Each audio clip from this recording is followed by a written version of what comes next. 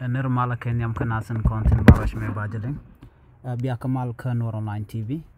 Kajan was me ban rush panajaling. Kakui gambela. Gamadan le rode. Karoin Mishala de Kuma Gambel. Chicken ladino biken nuari tin conti lukon jeno de kawa ka bus station kia ka manaria gwadla nadia kutin kani biken kayen kia biken kamoy kariak ko shawra dian chaje lok ban raje ban je linkel de jogono jin nyak nasiko kienten kono naka jano de kan raine link kan online TV ka kui gambela kieten kon lat korodinten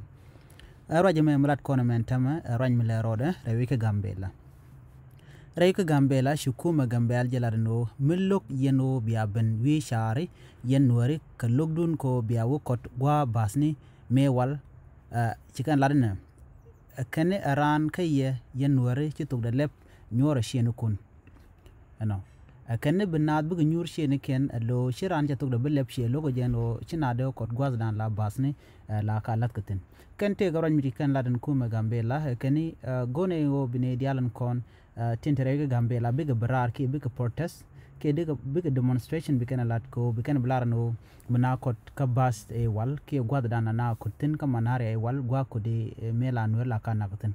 no tintere wi ka Gambela shikan roch la de none en kuma Gambel man lat kana shi mugwa ko ngai kana no bus station dana na kutin la no la kana kutin kane de kon la no ranak shaka tike ke taram la ka jugo no mle diena mo mijek la nas naka karun cha banga jenu nga menak nuare kane shine bu kot gwa sandan te basnetin kon gwa mi tieka ka bar ke jen gwa dan la bar la kan nuare la kan gawian nekten ka kuji mo shine bu ka bus station e wal mala manaria men dor bar tongmi bene te kniu lan gwa dana na de kutin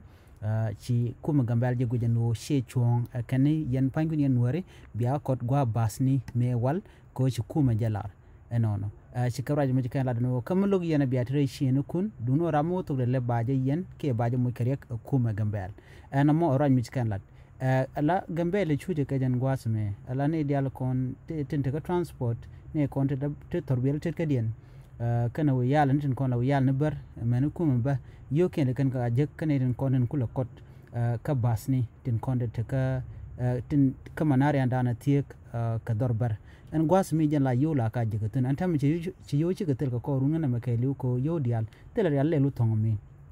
ena me jaga kuma Gambel ko be kana larno ci nuare ci kana ma ci kana delat ka ci kana ladno e ne jeng ne kona ka yen nuare